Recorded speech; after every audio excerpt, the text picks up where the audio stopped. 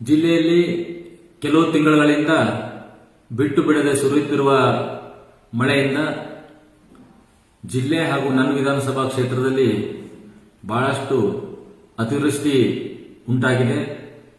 ಅದಕ್ಕೆ ನಾನು ಸೆಪ್ಟೆಂಬರ್ 30ರಂದು ಪ್ರತಿ ವರ್ಷದಂತೆ ನಮ್ಮ ಅಭಿಮಾನಿಗಳು, ಪಕ್ಷದ ಮುಖಂಡರು, ಕಾರ್ಯಕರ್ತರು ಜನ್ಮದಿನ ಆಚರಣೆ ಮಾಡ್ತಿರು. ಈ ಸಲ ಯಾಕೆ ಜನರು ನೋವಿನಲ್ಲಿದ್ದಾಗ ನಾವು ಆಚರಣೆ ಮಾಡೋದು ಸರಿ ಇರಲ್ಲ. ಅದಕ್ಕೋಸ್ಕರ ಆಚರಣೆ ಮಾಡಬಾರ್ದು ಅಂತಂದು ನಾವು ನಿರ್ಧಾರ ಮಾಡಿದ್ದೀವಿ.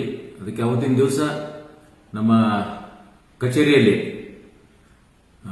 ಮೋದಿಜಿಯವರ ಇನ್ನು ಸೆಪ್ಟೆಂಬರ್ 17ರಿಂದ ಅಕ್ಟೋಬರ್ 2ರವರೆಗೆ ಸೇವಾ ಪಾಕ್ಷಿಕ ಇಡೀ ದೇಶಾದ್ಯಂತ ಸೇವೆ ಮಾಡಬೇಕು ಅಂತ ನಮ್ಮ ಪಕ್ಷದ ನಿರ್ಧಾರ ಇದೆ. ಅದರ ಒಂದು ಅಡಿಯಲ್ಲಿ ನಮ್ಮ ಕಚೇರಿಯಲ್ಲಿ ರಕ್ತದಾನ ಶಿಬಿರ ನಮ್ಮ ಪಕ್ಷದ ವತಿಯಿಂದ ಹಮ್ಮಿಕೊಂಡಿದ್ದೀವಿ.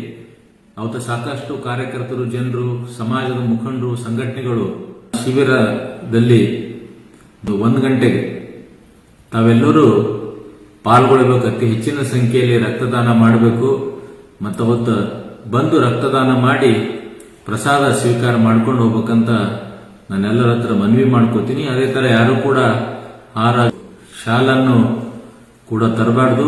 ತಮ್ಮ ಆಶೀರ್ವಾದನೇ ಬಹಳ ಮುಖ್ಯ ನನಗೆ.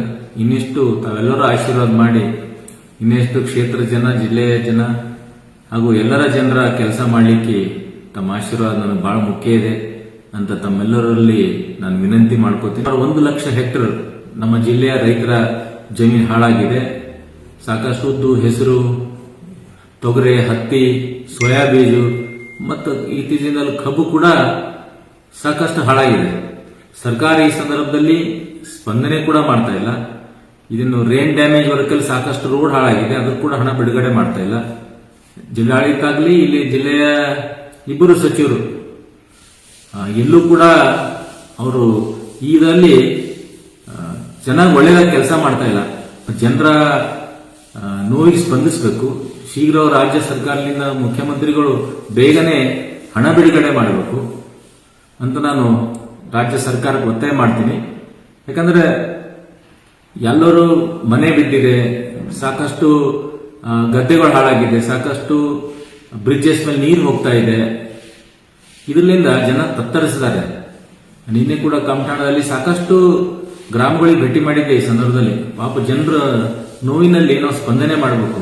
ಸರ್ಕಾರ ಸ್ಪಂದನೆ ಮಾಡ್ತಾ ಇಲ್ಲ. ಈ ಸಂದರ್ಭದಲ್ಲಿ ತಕ್ಷಣನೇ ಅದು ಏನು ವಿಚಾರ ಮಾಡಬಾರ್ದು. ಜಿಲ್ಲೆಗೆ ಒಂದಿಷ್ಟು ಕೋಟಿ ಬಿಡುಗಡೆ ಮಾಡ್ತೀವಪ್ಪ, 100 ಕೋಟಿ ಬಿಡುಗಡೆ ಮಾಡ್ತೀವಿ ಬೀದರ್ ಜಿಲ್ಲೆಗೆ. ಇನ್ನು ಕಂಡು ಕಡಿಲಾರದ ಅನಾಹುತ ನಮ್ಮ ಜಿಲ್ಲೆಯಲ್ಲಿ ಆಗಿದೆ. ಅಷ್ಟೊಂದು ಮಳೆ ಆಗಿದೆ. ಒಂದು ಗಂಟೆ ಕೂಡ ನಿಲ್ತಾ ಇಲ್ಲ ಮಳೆ. ಈ ಸಂದರ್ಭದಲ್ಲಿ ನಾವೆಲ್ಲರೂ ರೈತರ ಪರ, ಜನರ ಪರ ಇರಬೇಕು. ಇಲ್ಲ ಮುಂದಿನ ದಿನದಲ್ಲಿ ನಮ್ಮ ಪಕ್ಷ ವತಿಯಿಂದ ಎಲ್ಲಾ ರೈತ ಸಂಘಟನೆ ವತಿಯಿಂದ ಜನರೇ ಎದ್ದೇಳಂತ ರೊಚ್ಚಿಗಳಂತ ದಿನ ಬಹಳ ದೂರ ಇಲ್ಲ ಅಂತ ನಾನು ರಾಜ್ಯ ಸರ್ಕಾರಕ್ಕೆ ಎಚ್ಚರಿಕೆ ಆಗಿ ಒತ್ತಾಯಿಸ್ತೇನೆ. ಅಲ್ಲಿ ಅವ್ರ ಕಷ್ಟಗಳೆಲ್ಲ ದೂರ ಆಗಲಿ, ಅವ್ರ ನೋವಿನಲ್ಲಿ ನಾವೆಲ್ಲ ಅವ್ರ ಜೊತೆ ಇರ್ತೀವಿ. ಭಗವಂತ ತಾಯಿ ಅಂಬಾಬಾಯಿ ಹತ್ರ ಇದೇ ನಾನು ಪ್ರಾರ್ಥನೆ ಮಾಡ್ತೀನಿ ಅಂತ ಹೇಳಿ ಅವ್ರು ಆದಷ್ಟು ಬೇಗ ಅವರ ನೋವಿನ ಹೊರಗೆ ಬರಬೇಕು. ಅವರಿಗೆ ಒಳ್ಳೆ ಪರಿಹಾರ ಸರ್ಕಾರದಿಂದ ಸಿಗಬೇಕಂತ ಈ ಸಂದರ್ಭದಲ್ಲಿ ಹೇಳಿ ನಂದೆರಡು ಮಾತು ವಿರಾಮ ಮಾಡ್ತೀನಿ.